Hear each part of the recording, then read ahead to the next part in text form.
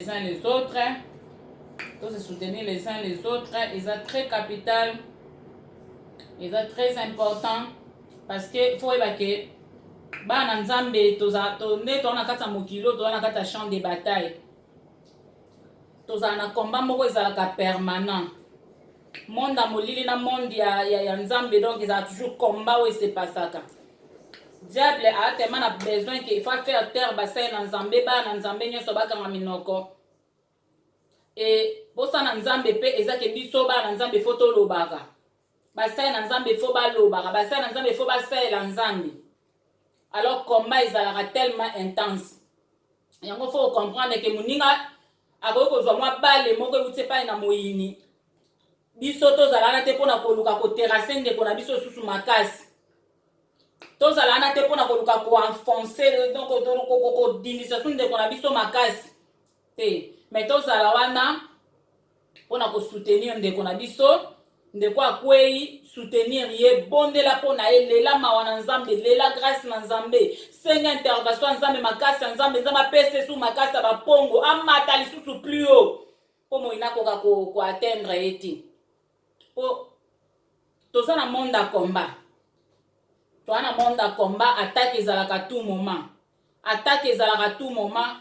Donc maman, c'est ça notre play, c'est notre play. Maman.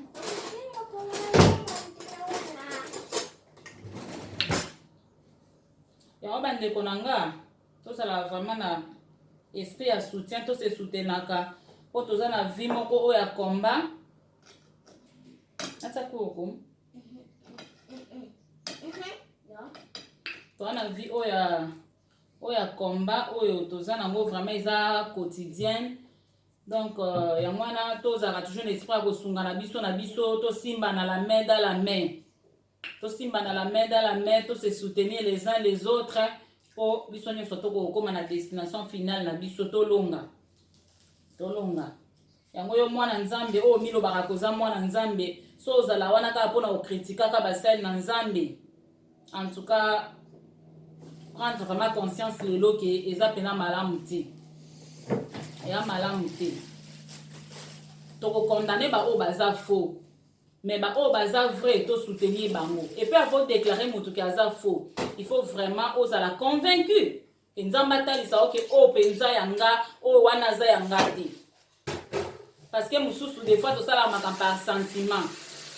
Par sentiment, donc ezaka pasteur na tema sepeli sote o latisi mbala moko kaka ke aza ya faux, c'est pas bien. Bongo pe malamu te parce que wana so sela nzambe na kati na bosolo et que yo so taxer et que aza faux, tu auras un problème avec Dieu. Tu auras un problème avec Dieu, donc ezana mutu te mais ezana nzambe. Et on de bande koranga penza nzamba sunga biso, nzamba sunga bino, to lingana, to simbana, la main dans la main, to se soutenir pour to kende toujours liboso. To tambola malamu na se na moi oyo, kobosa na kosalisa babola te, kobosa na kosunga ba orphelin te, ba veuve te, to sala toujours bolamu. Sala toujours bolamu po biloko wana nyonso tu e kofuta yo malamu. Nzambe penza leka na kosunga biso nyonso tu, tokoba toujours na nzela na nzambe. Mama, jest gorzej jak service. Nazoya kuna sima. Donc, les appels wana penza. Je vous aime beaucoup. Balanginya sa komola bopeto. O eza chaîne na bino, chaîne na biso. Chaîne auto solo laka de tout et de rien. Donc mingi tobetaka tozala nde mingi penché na côté ya bopeto. Bopeto ya kati ya mitema te bopeto ya libanda. Bopeto ya kati yango tolobaka salisa batu, linga batu, limbisa, sala makamba bien. Et bopeto ya libanda yango na tolobaka ke non, ba place tozo vanda to bongisa, banzoto na biso to bongisa, nyonso ya biso to bongisa. Parce que mwana na nzambe il faut azala toujours kana kati na bopeto. Faza toujours na kati na bopeto ndenge nzambe na biso azala kana kati na bopeto. so tali modèle ba décrit nzambe na biso ndenge azali ndenge alati en tout cas soko oza motu oyebi eloko babengi bopeto ocomprendre mamoke nzambe amuta bopeto po anini kaka alata elamba pembe akolata elamba mpe ya bacouleur mosusu ti akolata mpe elamba noir akolata mpe elamba ya bleu mais bible ezoyebisa biso te alati elamba ya pembe roba pembe babi oyo ekiti ntina makolo soko otala ata baange balati mpe kaka bilamba pembe esikoyo soki totali na vi na biso oyo ya normal oyo na vi na biso ya normal pembe esignifiaka toujours propreté parce que moi salité mokie moi tache mokie pembe mbala moko emonaka pembe mbala moko elakisaka ke salité ezawa et puis soko otali la majorité ya bato bazalaka propre basalela mingi ka biloko ya pembe la majorité ya basi ya propre omonake no bazala mingi ka na biloko ya pembe pourquoi po ezalaka elembo ya motu parce que po ogarde biloko ya pembe bien il faut ozala propre so moto asali te ekoma kaki ti elonga couleur ya pembe ekomi kaki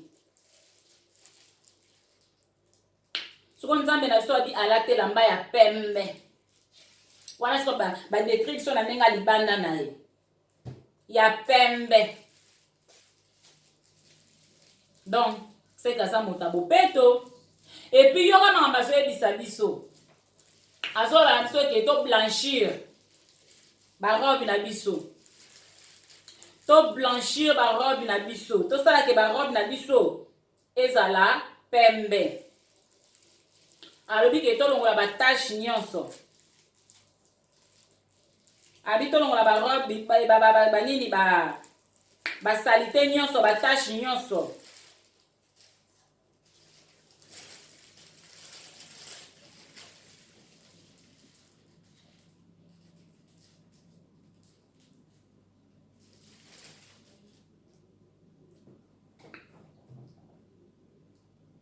ozomona pourquoi azolinga to blanchir barobe na biso parce que alingi salite te soki azali moto alingaka salite aokipe makambo olandela batashe te aokipe na ye makambo olandela batashe te ke o robe ya moto ezwi tashe alandela mais ntango azolandela seke ana besoin ke barobe na biso bilamba na biso ezala blanc yango bandeko na ngai nzambe asunga bino nzambe apambola bino bozala bien tokutani vraiment na baprochaine vidéo je pense que vidéo oyo ezocontinue parce que nabosani kutu parce que na banda nde kosala mosala na bai nalia kolia yango tema na ngaka koloba nakomi susu koloba yango wana sikoyo ezwi biso temps mais sikoyo tokontinue kaka na misala nalia mwa mbangu te mpo so na oloba mwa nalia nasisa eza te nalia mbangu nasisa mpo tokontinue misala osala eza ebele mama aza moto ofo maboko nde ezala toujours na kati na travail en tout cas tokoba se kokoba kaka natala na biloko na moto mpona kalinga deya soso na ngai mpo namoni deja ese ezwi ese etoki nango elembi do na kalinga